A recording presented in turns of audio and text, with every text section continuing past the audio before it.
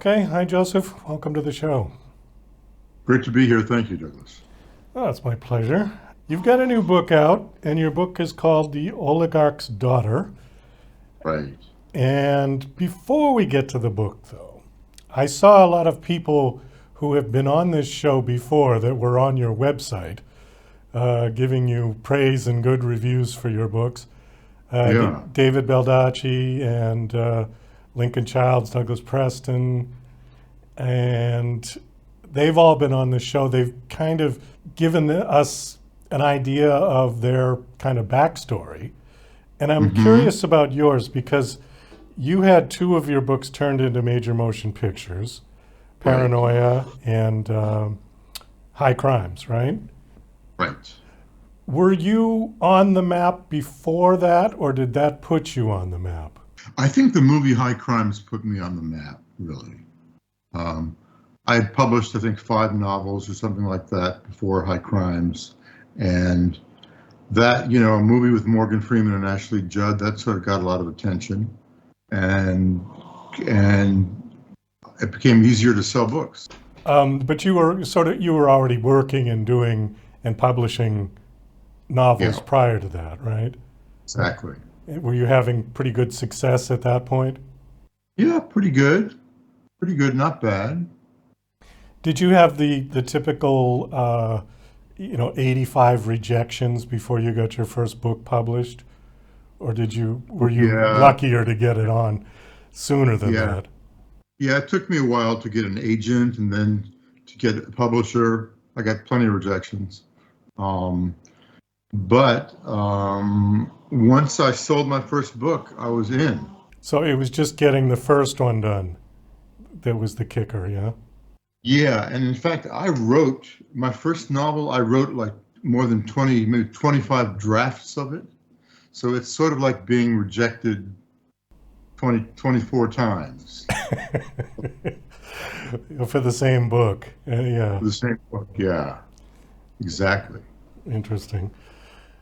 So let's see. So you've published a total of how many?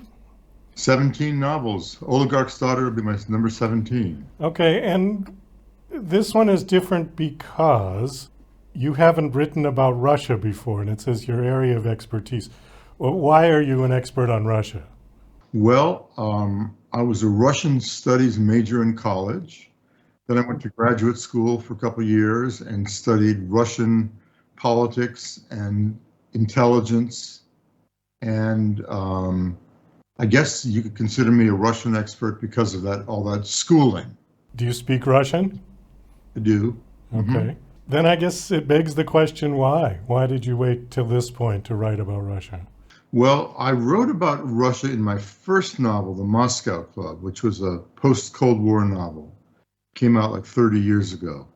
Um, and I think that my readers did not want to read about Russia for a while. I think we couldn't figure out how to make sense of what Russia was. Was Russia an ally, a friend? Was Russia an enemy, an adversary? What was the deal? People couldn't figure it out.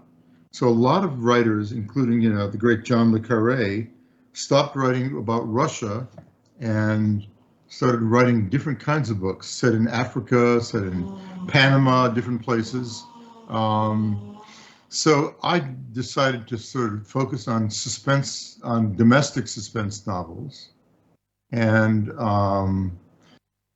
it wasn't until The Oligarch's Daughter that I came up with an idea. I sort of noticed all of these Russian billionaires coming over to the West, buying mansions and private jets and yachts and donating philanthropically to museums and schools and I just sort of thought this could be interesting. If we could enter this world, this could be an interesting book to write. A lot of the Russian billionaires at that time, at least from what I've read, were selling off old Soviet armaments to the highest bidder. They were essentially arms dealers. Some were, Some and were. some sort of took old Soviet industries like mining or aluminum or steel or gas or something, and they were privatized. This is how Russia went from being a communist country to being sort of a capitalist country, was by selling off the assets of the big Soviet state. And these oligarchs got rich by by taking over these industries and selling the stuff. So they became billionaires. A little bit different than China's story from the switch to communism to capitalism, yeah? Although China is still technically a communist country. That's right. But they have a free market capitalist economy. Yeah, it's a weird mix. Yeah. Russia has a capitalist economy, but it's not very much of a free market. In what way? Well, there's all kinds of controls over what's sold, and it's all done through the Kremlin, all done centrally and controlled centrally. So it's not a free economy. They don't export a lot, do they? Well, they export oil to Europe, yeah. To Europe and to China, but they don't export a lot that we import. Yeah, because I don't see a lot of, I mean, everything in America is made in China if you go to Walmart, but you don't see a lot of made in Russia stuff in this country. No. No, they do not have a very sophisticated industrial base. So it's natural resources is what keeps them afloat, yeah. Exactly, yeah. Where did the particular idea for this book come? Was there a specific person that you had in mind when you wrote the Oligarch's Daughter? There wasn't a person so much as a situation. I sort of wondered what would it be like to marry into a world of this great wealth and a kind of a sinister, at the same time, a sinister world. And so it started with a what if. What if a regular American guy married the daughter of a Russian oligarch without knowing who she really is, because she keeps quiet about it? And that was the engine that propelled The Oligarch's Daughter. Okay, without giving away the story, and I'm going to try to skirt around this as best I can, is her family questionable as to their legality, or are they on the up and up in terms of the money? It's a question mark. Question mark, okay. Yeah. We don't know much about her family, what is legal, what is not, what her father's connections to the Kremlin are like. Is he a pro-Putin guy or not? We don't know. And our hero doesn't know. So American intelligence pressures him into informing on his father-in-law so they can find out what they can about this oligarch and his family. Do they live in the United States? Yes, they live in the United States and in different places around the world. I see something on here about living in New England, outside the grid. And then the question on here, it says, is it really possible to disappear anymore, like Paul does in your book? So Paul is the character. Is there anywhere in New England? I suppose Western Massachusetts and up in Vermont and New Hampshire, there might be places that you could go off grid, you know? Yeah. Yeah, well, so my hero, Paul, disappears into New Hampshire. And he goes, so I talked to people who are experts in how to disappear, because I wondered, is it really possible anymore in the age of closed circuit TV cameras everywhere and facial recognition software and Facebook and LinkedIn and all that kind of thing? Is it possible to really disappear? It turns out that the old method of disappearing, where you go and disappear into the anonymity of a large city, that doesn't work anymore. There are too many cameras everywhere. So instead, you disappear into the anonymity of a small town that doesn't have a lot of cameras. And also, you don't want to try to fake your own death if you're trying to go off the grid. because that attracts the attention of the police. You don't want their attention. You just walk out the door one day and disappear. And you deal in cash. You don't have a bank account because you do not want the IRS coming after you.